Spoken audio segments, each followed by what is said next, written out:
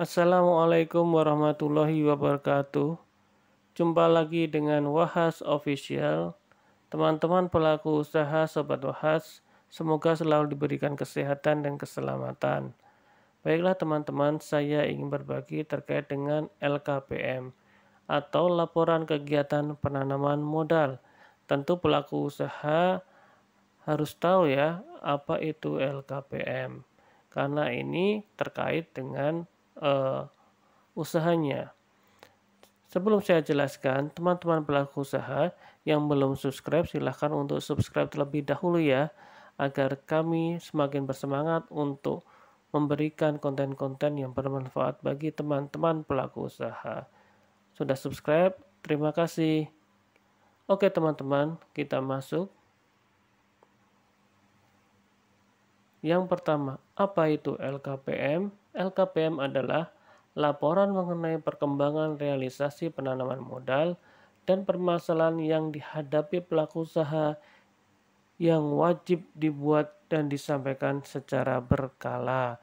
Jadi, teman-teman, pelaku usaha penanaman modal dalam negeri ataupun penanaman modal asing memiliki kewajiban untuk melaporkan realisasi penanaman modalnya dan juga permasalahannya. Pelaporannya ini secara berkala. Yang dilaporkan apa sih? Yang dilaporkan adalah realisasi dari penanaman modal seperti modal tetap, modal kerja. Modal tetap itu seperti bangunan, tanah, mesin, peralatan. Modal kerjanya seperti bahan baku, sewa tempat, biaya operasional listrik, dan lain-lainnya. Kemudian ada juga laporan terkait dengan tenaga kerjanya, baik itu yang tetap ataupun yang kontrak. Kemudian ada pelaporan kewajiban-kewajiban yang harus dilakukannya, seperti BPJS atau kerjasama dengan bermitra dengan pelaku usaha tertentu dan lain-lainnya. Kemudian manfaatnya apa dari pelaporan LKPM ini? Yaitu sebagai sumber informasi perkembangan realisasi investasi per sektor dan lokasi secara berkala. Sumber informasi perkembangan penyerapan tenaga kerja, sumber informasi permasalahan yang dihadapi penanam modal, dan salah satu sumber informasi yang dipertimbangkan dalam penetapan kebijakan. Jadi dengan LKPM ini akan menggambarkan geliat penanam modal di Indonesia dan menjadi salah satu dasarnya bagi yang berwenang mengambil kebijakan untuk mengeluarkan kebijakan-kebijakan penanam modal atau kebijakan lain yang lebih tepat. Bagaimana teman-teman sudah tahu tentang pengertian dari LKPM? Kita lanjut. Kemudian bagaimana cara kita melaporkan LKPM? Apakah kita perlu datang langsung ke instansi tertentu? Ternyata tidak. Pelaporannya bisa melalui online karena terintegrasi dengan OSS. Oke, jadi teman-teman yang telah memiliki username dan password di OSS, teman-teman bisa melakukan pelaporan lewat OSS. Jadi teman-teman masuk saja ke OSS, kemudian masuk ke menu pelaporan, kemudian diklik pelaporan LKPM. Kemudian teman-teman silahkan isi menu-menu yang tersedia tersebut. Kemudian laporan yang disampaikan seperti apa? Ternyata yang dilaporkan yang disampaikan adalah setiap bidang usaha dan atau lokasi. Setiap bidang usaha jadi atau setiap KBLI. Contohnya jika teman-teman memiliki 2 KBLI dalam satu NIB, maka setiap KBLI teman-teman harus melaporkan LKPM-nya. Jadi teman-teman melaporkan LKPM untuk KBLI nomor 1, kemudian melaporkan lagi untuk LKPM KBLI nomor 2. Begitu juga dengan lokasi. Jika teman-teman memiliki lokasi usaha yang berbeda, maka setiap lokasi harus melaporkan LKPM-nya masing-masing. Jadi lokasi yang pertama melaporkan, lokasi yang kedua pun juga harus melaporkannya. Oke teman-teman, kita lanjut.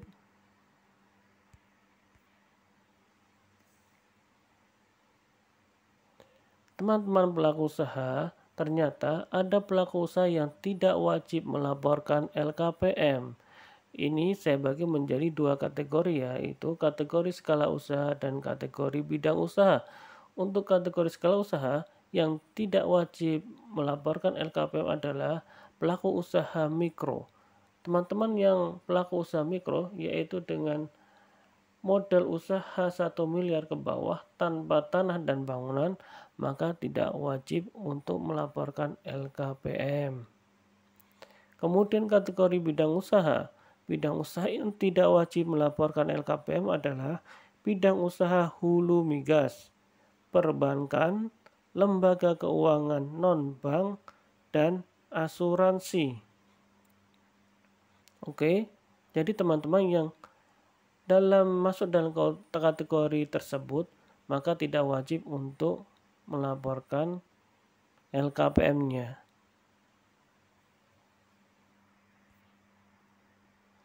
Jadi teman-teman yang wajib melaporkan LKPM adalah selain yang tadi jadi skala usaha kecil dan skala usaha menengah dan besar itu wajib untuk melaporkan LKPM-nya.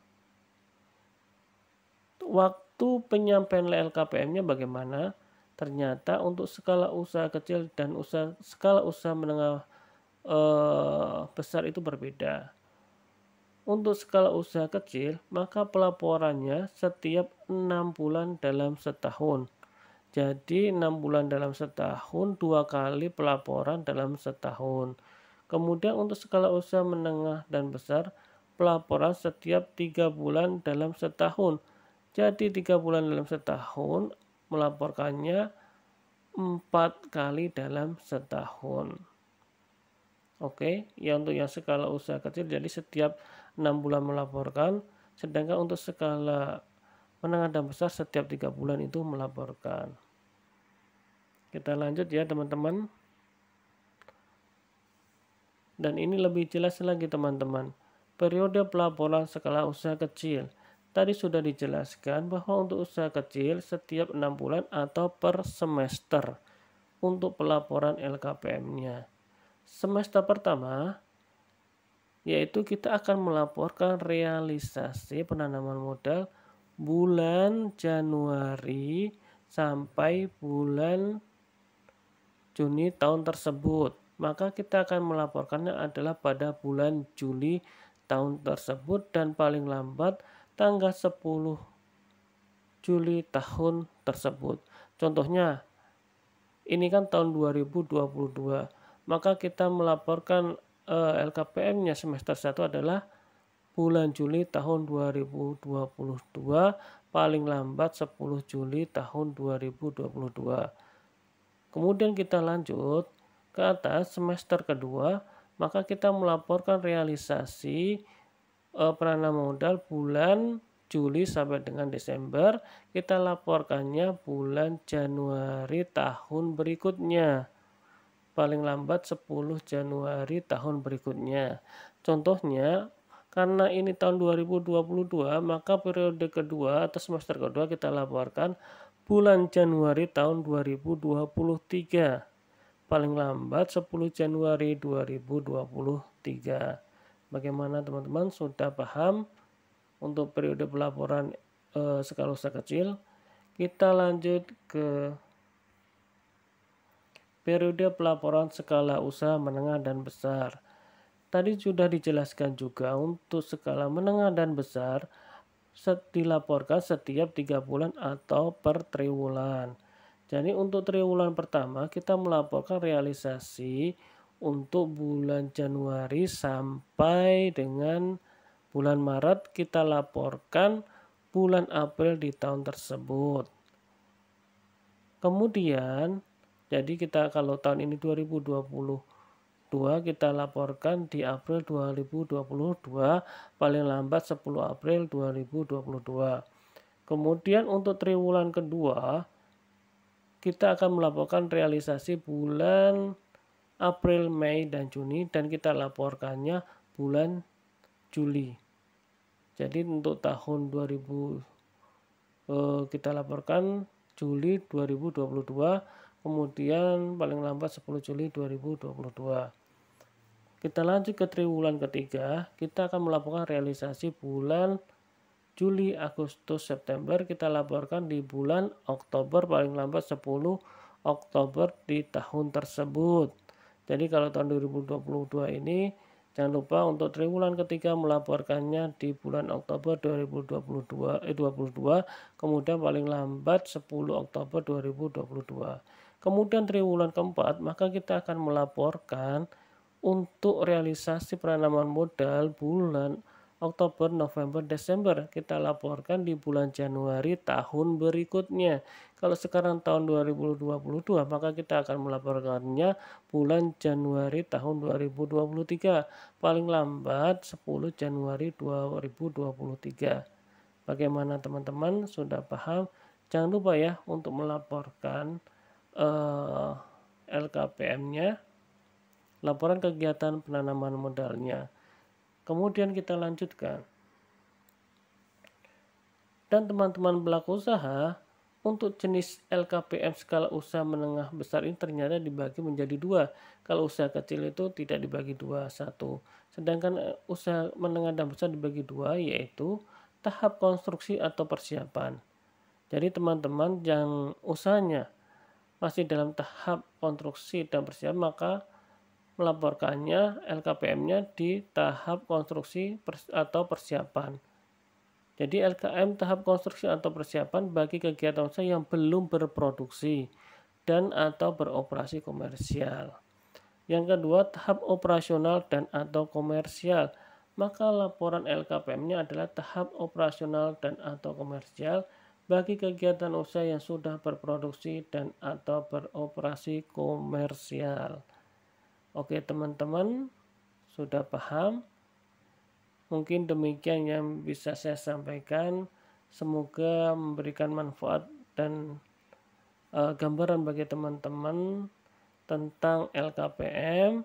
Dan jangan lupa untuk subscribe, like, dan komen agar kami akan selalu memberikan informasi-informasi yang update yang berkaitan dengan pelaku usaha. Terima kasih. Wassalamualaikum warahmatullahi wabarakatuh.